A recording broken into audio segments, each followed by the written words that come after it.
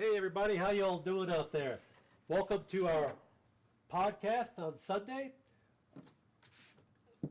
We are very excited because we are at 106,000 subscribers. Thank you so much for sharing the channel. Thank you so much for talking about it.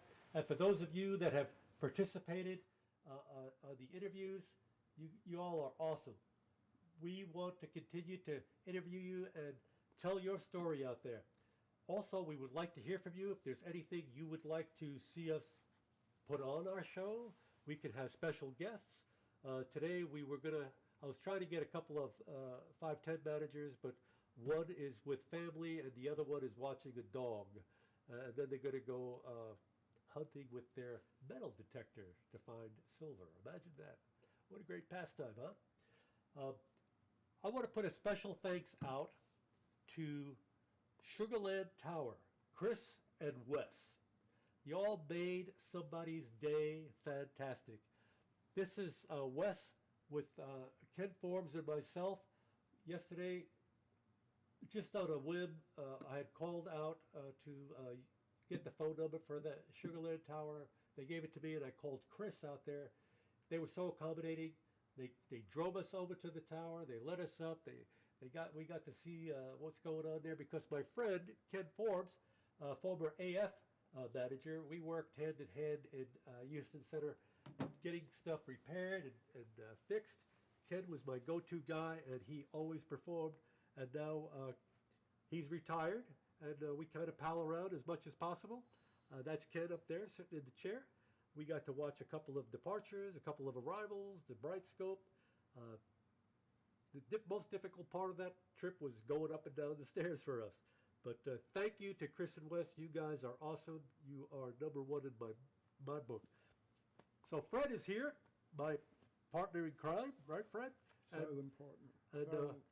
He's not silent. We're excited about being here, right, Fred? I'm very excited because we've got so much going on in the next week.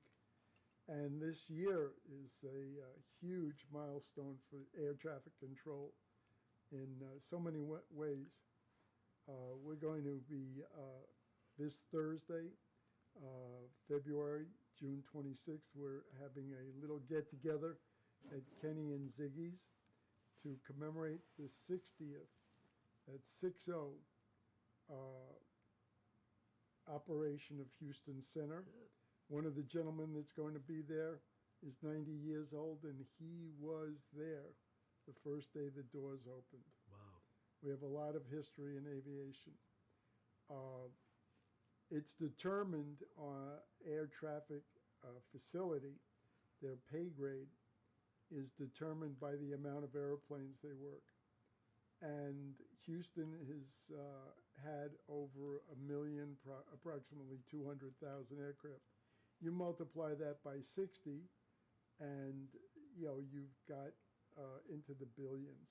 And then there's 21 of those around the country. You have to take your shoes off to calculate how many airplanes have flown around the U.S. and how many people have been on them. I don't have enough toes. Training to be a controller is a very proud profession. It requires a lot, but it also makes you want to succeed. Again, one of the words I've always known about this business, can't, never, and impossible. Yes. Are words that have to overcome. If you sit there and say I can't do it, you're going to be on the 6 o'clock news, and it's not going to be pretty. Yeah, if you say you can, you can. If you say you can't, you can't. I've always believed in that, and I've applied that in my lifetime, and it's worked fabulously for me. So if you're passing stuff on for your kids, remind them. Never put themselves down when they're in a tight situation. Remind them how special they are, how amazing they are, and if you've given them the tools and the support, they should be able to accomplish whatever you throw at them. So remember that. Right, Fred? I think all of us, when we started our training, we looked at what was required and just couldn't believe the things full performance controllers were doing. And the training takes years, but you're moving in phases, progressing slowly, learning, getting it into your blood, and learning how to make those moves, what to do in the emergency, what to do with the weather, what to do with the volume of traffic. You couldn't just kick back and say, oh no, that's too many airplanes. These guys are moving at, 400 miles an hour. Some of them just either at Mach or just a little less than Mach 1. Yes. And they're close, if they're head on, you imagine it's almost Mach 2 head on closure rate. That's incredible. Converging is 15 to 20 miles a minute. Don't mean to scare anybody out there, but you got to be planning ahead Right, to make those moves. And because of that, we have an interesting subject that Fred reminded me of, and that's aircraft in military operating airspace. Oh Right? yeah, especially Malcolm, would you what do that happened. rotation for us? Especially what happened in the last 36 hours. God bless our president, and he made decisions. People don't realize how they're flying in that airplane and how many military areas are active, how many military aircraft are up there. Looks good, Staying Malcolm. away from them, working those areas for practice, intercepts for practice of equipment working, how they can handle working in formations. As you're going over El Paso, there's probably 5 military areas that are active just to your left. If you see that little military airplane out there, he's probably in one of them. Really, and if you were down coming from Mexico, off to your right, when you're over Harlingen, you're coming up an airway, there's all the warning areas out there. There's A, B, C, and D. Those are active, and you're being protected by the controllers and the airspace that they're flying in. But in order to get there, those aircraft have to come from the ground, transition back and forth, so they're passing by you, certainly in safe proximity, maintaining separation, the standards of 5 miles and 1,000 feet. But yet, those planes, those aircraft that protect our nation are getting their practice in using these military operating areas, warning areas. Some of the warning areas are there because they're firing live rounds up to 29, 30,000 feet at practice ranges. I mean, we've got some awesome guns, so you can see how much airspace they're taking. They're taking up, and if you were flying through them, some shrapnel might get you. So you're safe when you're flying in the ATC system and being separated by these military operating areas and air traffic control, right, Fred? Working on the East Coast, again, all along that area, we have numerous Can you stop it there? military areas and corridors where the commercial traffic can go in and out. Subject the military, if nobody's working that area, we can take that, they can take that airspace and give it to us, so you can make shortcuts. If the military area is active, then you have to go around them, and that adds miles to the flight. I'll never forget a time we had Concorde coming out of Washington, and he would not go supersonic until he was clear of the U.S., out over the ocean. The military areas were supposed to be cold. I cleared him to go supersonic off the coast, and as he started to accelerate and climb, all of a sudden he had 4 F-15s join up with him on both sides. And we had to discuss that after they would leave him alone, but it became an international incident because he was actually French property. You can't have a U.S. Military aircraft go bounce a foreign aircraft, and it was a little mix-up on those areas. You got to protect them and protect them well. That's so true. When you fly ATC, we know when those areas are active, so we make sure that you're provided safe distance around the area. And if you're VFR, you go out, you look at your NOTAMs, you can find out what time the areas are active because the majority of them are published. So you could call up your flight service station if you don't have the published NOTAMs there, and you can find out along your route of flight, which we all know you plan your route of flight because you do your weights and balances, you do your fuel, time to distance, and your winds aloft. So you're going to call flight service. You get that information. Make sure you get your information about your warning restricted and MOAs along your route of flight. We want you to be safe, and you can always contact the center on their center frequency, and they can give you, if they're not extremely busy or down the tubes, they give you flight following. I don't know if people realize, but the mission that was developed to go have a little visit in Iran yesterday, those aircraft on the ground in Missouri were talking to controllers coming out as these aircraft were going out to the east to have a little trip over to Iran. And those controllers were keeping airplanes away from them as they climbed and formed up. And as they got further east and got higher, once they got to higher altitudes, they could be sent over to military controllers that would take them the rest of the way. The military controllers, again, would connect to other controllers over in Europe, from Europe all the way across the Mediterranean. And as they got closer to Iran, they would configure their radios to just talk to military controllers that were handling this mission. They weren't broadcasting that they were coming. And again, the technology in those aircraft, they couldn't be seen on radar. You know, our technology has done amazing, amazing things. And then the ships we had in the Navy and the missiles, the Aegis battle cruisers are something they had out there. Again, those ships were first designed in New Jersey. And they, all of these different products, from collision avoidance to Aegis and the battle systems, had to be tested first on a little table into an aircraft. I remember the Aegis ships, the engineers decided the best way to test it was to build the deck of a ship next to their design plant. So you would drive down the Jersey Turnpike looking at cows and corn, and all of a sudden you saw this deck of a ship out there.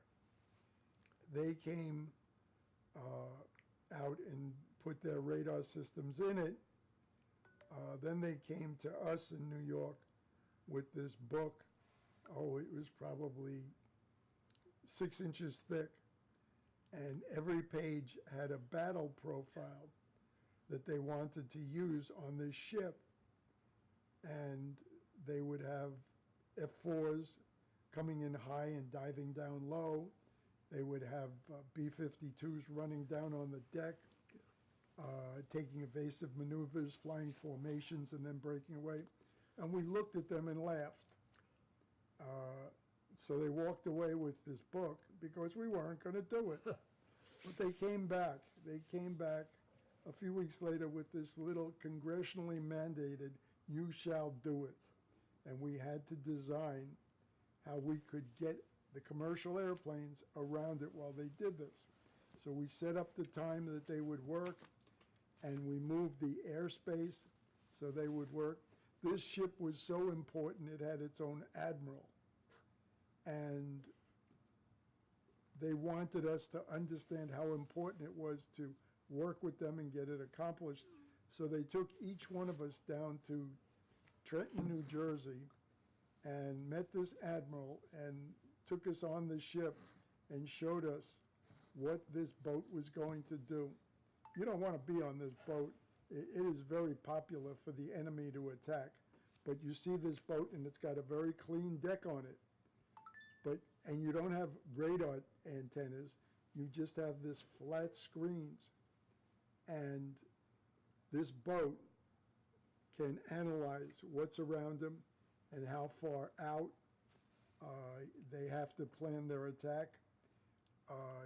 They would determine what was the most important target, and then all of a sudden you'd see little holes pop up on the deck, and these missiles would come up, position on a rail and get locked in, move around, decide where they had to launch, and fire.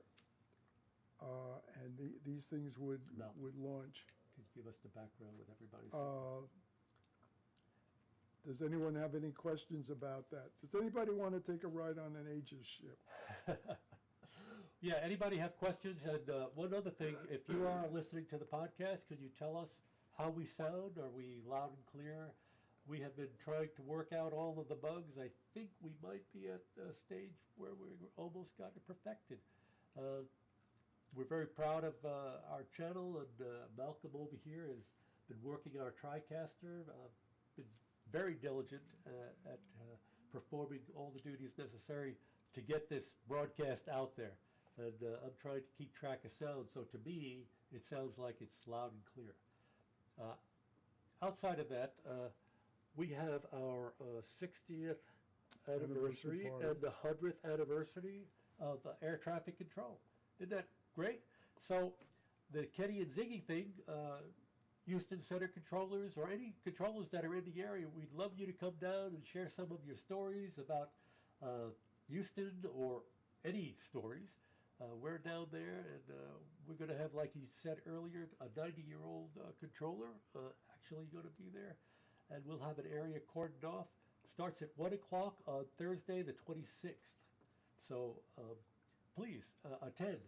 Now, we have a booklet that we put together. It's basically about ATC and the history of it. Initially, this was put out by Stan Jorgensen, but Fred and I got a hold of it, and we updated it to being current to today's date. So this could be purchased on our merch site. It's a minimum is it $5 or $6? I forget. $5. And they're flying out of here. You wouldn't believe how fast they're going. So I've been printing these up left and right. It also helps support our channel. We do have a lot of expenses that go along with this. We have, when we rent out the museums, when we do the shows, we have professional cameramen. My director of DOP, director of photography, Ron Green, runs our cameras. Wesley Reese does our sound. And Malcolm helps First AC and Grip. And then we have our professional photographer from Aesthetic Aperture, Nicole Rivera, comes in and takes pictures. And you've seen a lot of her products when we do when we go to the events that Mike McCarver makes happen, and Fred, up at BJ's. You'll see a lot of photos on the ZHU page. I try to post them there. And also our website. When we do these interviews here, I try to take the behind-the-scenes photography that she takes and put them in our gallery. So you can always see what you look like. And this week, this Tuesday, we had a very, very cool meeting. We had Rich Phillips. He came in from the Arab states to visit, and he made an appointment with me, and I made an arrangement to have a bunch of controllers, along with Fred, making those arrangements to have our interviews. So another round of new fun stories. And one of the things about Rich, when he was working traffic over there, and I believe it's Air Disasters season 5, episode either 4 or 6, he was controlling a UPS aircraft that 747. had a 747 that was carrying the batteries, the lithium batteries, and it started a fire. And he had to take that aircraft, turn it around, and bring it in, all using one frequency, his, and trying to coordinate between air traffic controllers in different facilities in different countries, and using pilot relays, giving non-radar vectors. His story was kind of told on the the aircraft disasters, but we got the real scoop from him here, and eventually we're going to get that edited and cut and posted on our webpage. But going along with our 60-year anniversary, we have the establishment of the FAA, and that was with the Air Powers Act back in 1925. 25. And then Archibald Leach, he was our first air traffic controller here in 1929. Now, doing some research, I found out that ICAO, the European standard, the French also developed their air traffic system about the same time. 1926 was the year that they established their air traffic control system, and they have a controller there that was their first air traffic controller. And I forget his name right now. Pepe Le Pew. No. No, it wasn't that. But he was also establishing control zones around different airports. And of course, their system evolved the same way ours did. There was an accident. A lot of what we do has been developed because of accidents, and the safety standards have been modified and arranged so the history of those accidents don't happen again in the future. One other point about our little booklet. It's not going to make you a qualified controller, but it will explain a lot of the things that have evolved as to why we do what we do when we do it. You could consider it dummy for air traffic controllers, or everything you wanted to know about air traffic control, but we're afraid to ask. Oh my goodness. And it gives fascinating stories as to why all these rules and reasons developed from Orville and Wilbur to supersonic flight, and in the future there's going to be more crowded skies. Yes. And faster airplanes. Yeah, talking about Orville and Wilbur, we have a retired air traffic controller. His name's Tom Threadgill. And he left me a document. It's a copy, but there are very, very, very few copies of the first order from the U.S. military of a lighter-than-air aircraft that was ordered from Wilbur and Orville Wright. And it's a very historic document, and I'm going to be trying to get a hold of the Museum of Fine Arts down in Houston to maybe handle that, or wherever else he might want it to go. I think they were talking about Smithsonian. It appraised. Yeah, we'll have it appraised, and I want to make sure it's preserved so it's around for generations and generations to see. And another interesting fact, I don't know if you knew this, in 1929, the United States Army, through James Doolittle, in September of 1929. Now you recognize the name Doolittle, right?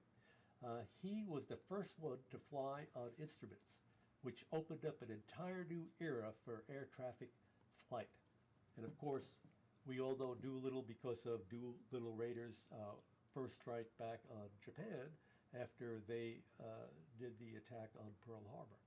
So he's been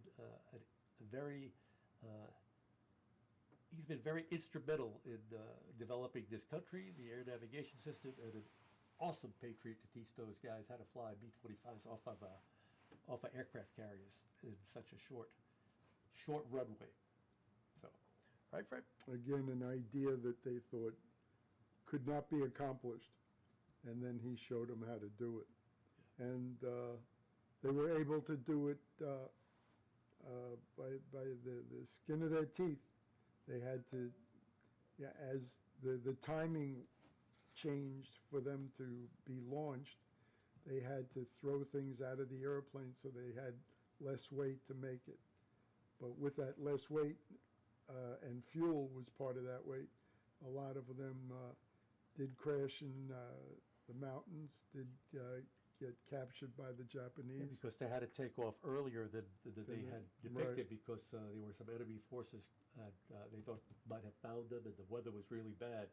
So they were asked if they still wanted to go, because the fuel was not going to make it round trip, so to speak, and they could try to fly over and into China to some safe areas. That's where they had their patches on their back and their orders saying that they were U.S. citizens in case they got captured. But very heroic effort and very gallant and honorable men that did that.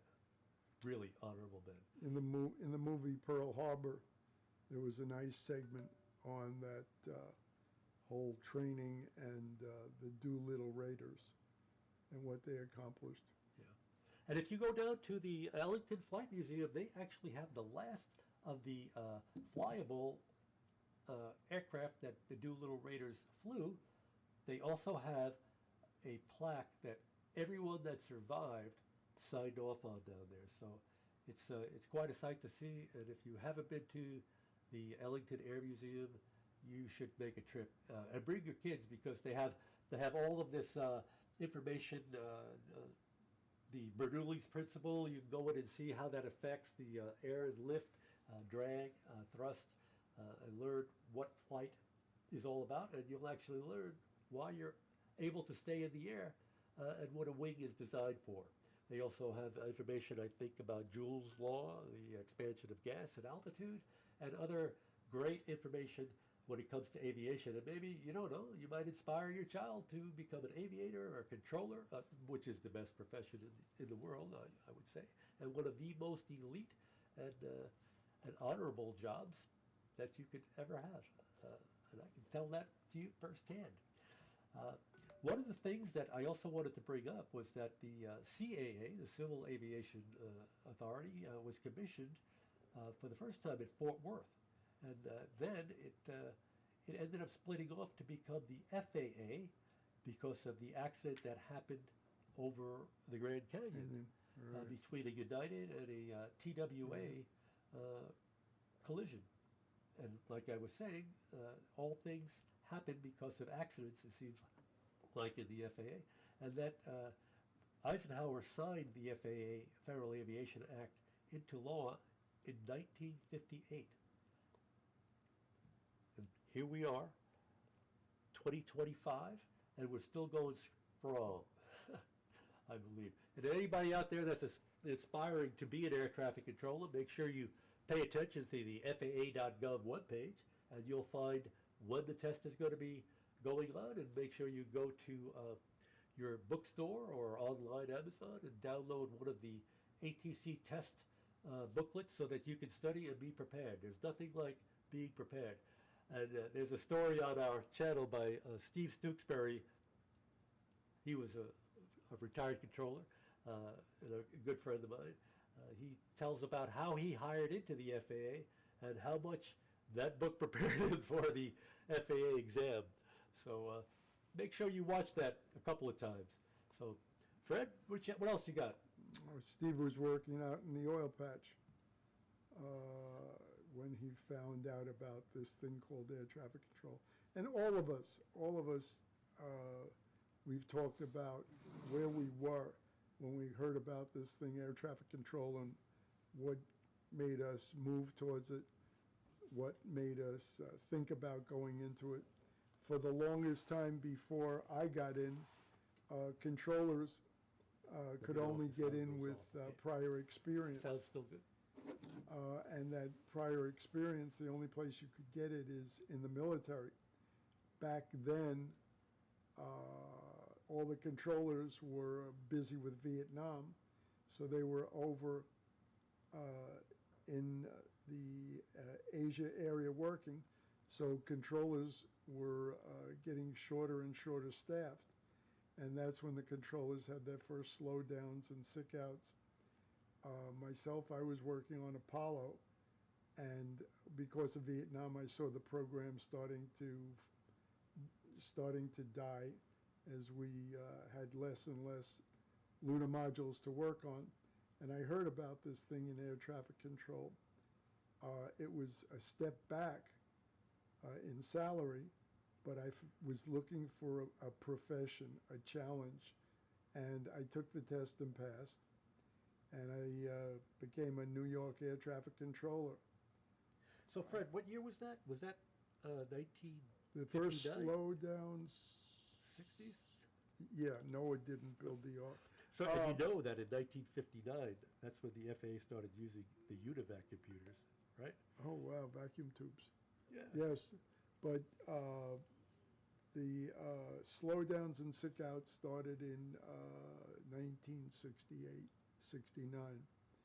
And through the years and the increases in traffic in the sky and the quality of the computer equipment, it got to the point where the controllers felt they needed to do something to get new equipment and better salaries, and that's why in 1981 they struck. It wasn't good, but they felt they didn't have a choice. And I was an instructor at our school in Oklahoma City when the strike came down. So we hired, as we do now, we're hiring large amounts of trainees to get through the school. Yeah. That's right, because right now there is a little bit of a shortage for air traffic controllers out there. And one of the ways the FAA mitigated a major shutdown of the ATC system in 1981, August 3rd, was by hiring or bringing in military air traffic controllers. And here could be another example of how the FAA could handle some of these short staffing. They could bring in some of the military, Air Force, Navy controllers. They all work under the 7110.65 BB, so they have the foundation for air traffic control in place. All they would have to do is memorize the airspace, know the sectors, learn the SIDS, learn the arrival routes, the stars, and they'll be able to control airplanes because they still use 5 miles at 1,000 feet, and they know the separations between heavies and light aircraft, and they have the phraseology. So there's not going to be much as far as errors go, and they are outstanding controllers because that's where I came from. I was stationed up at Loring Air Force Base, Limestone, Maine, and I worked traffic up there for the first 3 years of my life, controlling B-52s, KC-135s, F-106s. We had aircraft come in from Pease. We had Camforce F-101s come down and fly our pattern. And up there, every night on our mid-shift, we had to review non-radar procedures. So each controller would administer a non-radar problem of their choice to the controller that was going to get the test on it. And let me tell you, we made sure that test was difficult. It was like playing chess. And that's how you got to think about non-radar. It's like the aircraft that are flying. There's my hands making the camera move. Our camera is AI compatible. I'll keep my hands down. Hard to do as an Italian. But the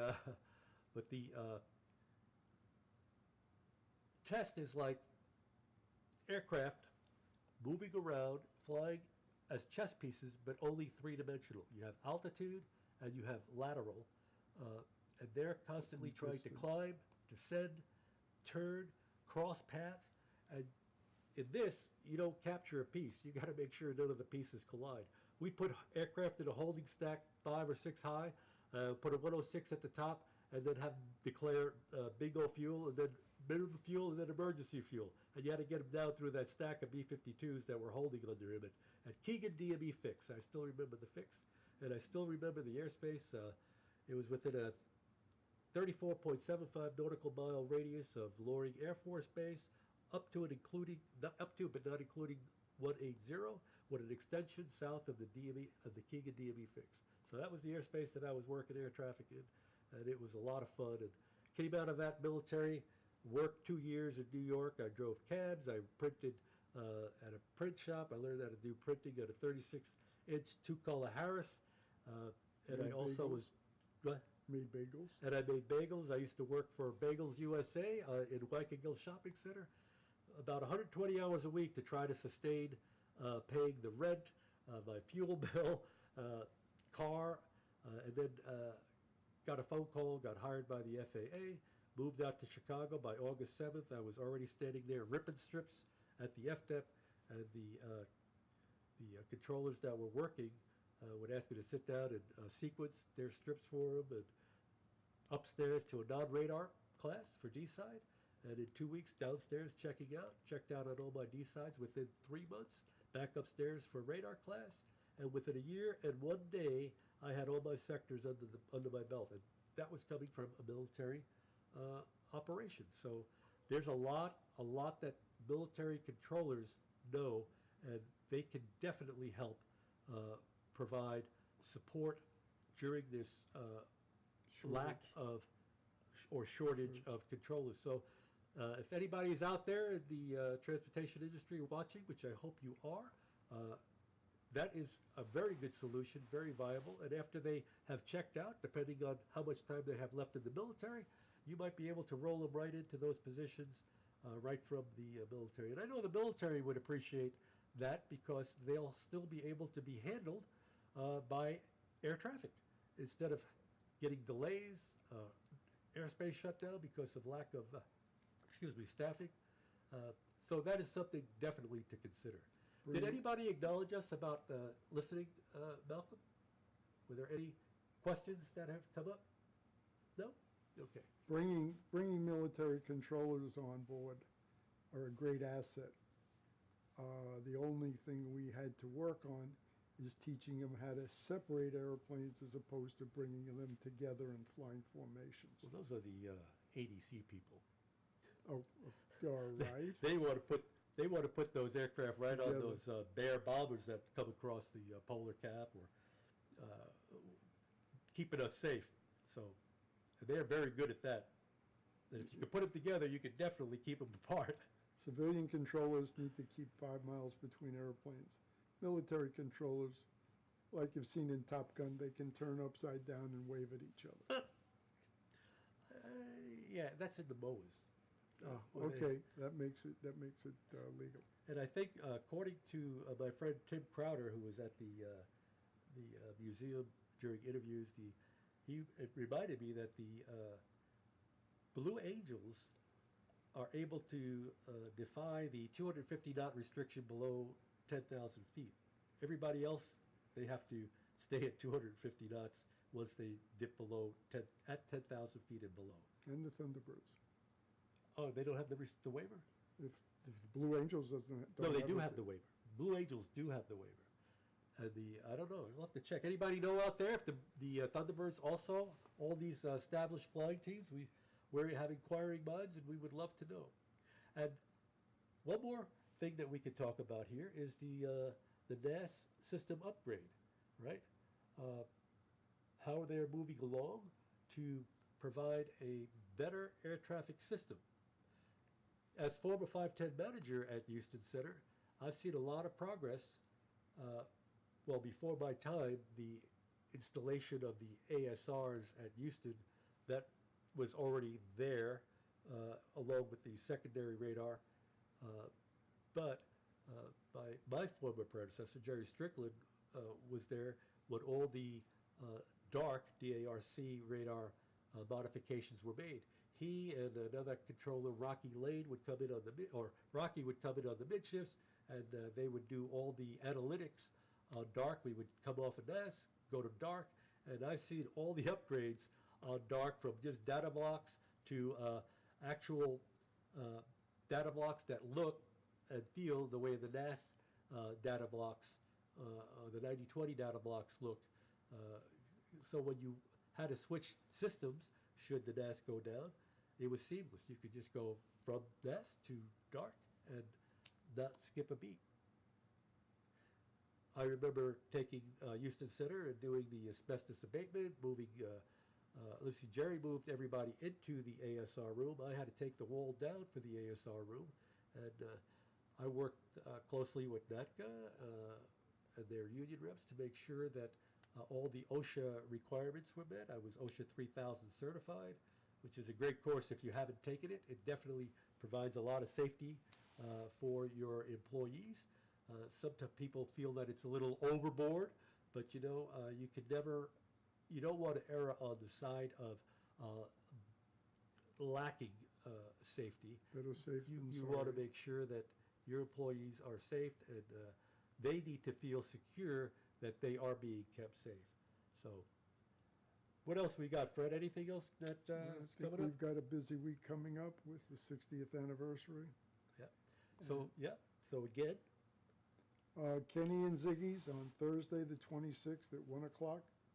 We'd be very happy to see anybody that wants to join us. There's a big history of air traffic control that's going to be sitting there having a hamburger or a corned beef sandwich. And it's great food if no one's ever been there. Hope to see you then. yeah, come on down. Enjoy the company of your fellow retired controllers. I tell you, when we get together, it's nonstop talking and stories galore. So we would love to see you there. Yes. We're not buying, by the way. I just want to make sure that that's out there. The meal is on you, but we would love to have your company. And if you want to buy us a meal, I don't want to do that. That'll trigger my camera. That's all I got. I think that's all that Fred has. Oh, and one more thing. The B-17 guys, check out our page on our post. They're rocking our, oh yeah, this is my shameless huckster routine. They're rocking our shirts behind the scopes.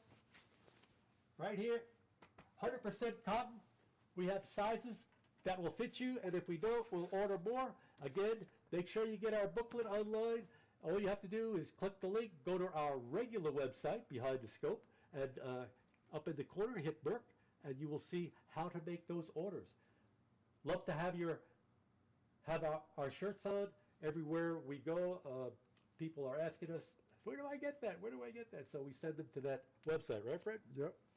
And they go very quickly. It seems like I've always got low supply written on the thing, but like I say, if we don't have your size, let us know and we will order more, okay? So that's all I got. They were designed by my wife, Oh Peggy. yeah, Peggy Shuffler designed these. Quite the artiste. And what an amazing artist she was to do this. So, and we thank Peggy. If you're out there listening to us, oh, I can't give thumbs up. It'll trigger my camera, but thank you so much. I'll show you what I mean. Malcolm, get ready. If I go like this. Oh, no, it's not. And then, oh, it's not working. So I guess Malcolm was able to shut that down. Okay. Thank you, everybody. Remember, like, subscribe, and share. Please let those run through so that we can get our count up. We're at 1,046. We need 4,000 hours of watch time to get monetized. So we're still a long way from that, but buying our merch helps us to sustain the channel. So thank you all once again. Anything? Any questions, we can answer them and get back to you. So think about what you want to know about air traffic control. Or the book, Everything You Wanted to Know About Air Traffic Control But Were Afraid to Ask. Yeah, and in November, I got an invitation from Jerry Strickland to go to this reunion of Martin and Mariner aircraft in Pensacola, Florida. So I've already signed up to be at the hotel, and I'm going to be looking at those tours. So if any of you guys are on there, send us your stories. I might come out. I'm definitely coming out with my sound guy and a camera, and I'll be trying to get some interviews if Robert Tibbs allows me to do that. So we look forward to having some information on that. But for now, goodbye from Behind the Scope LLC, Robert Reese, and Fred Shuffler, have a good day. we'll see you next time. Bye now.